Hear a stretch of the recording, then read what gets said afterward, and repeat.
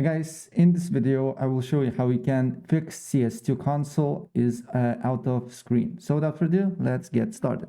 First of all, you just need to on search, look for Steam, right click on it, open file location. Then on this window here, right click again, open file location, Steam again. Then go up until you see user data, select this, then find your account. In my case is here. If you don't know what number you need to press, you just need to write on Google how to find your Steam ID. Then just look how you can find your account, but it's very easy. And then you just need to click on 730, then local, then save G.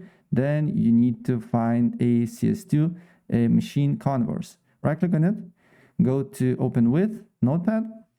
And then here you just need to look for panorama. Panorama.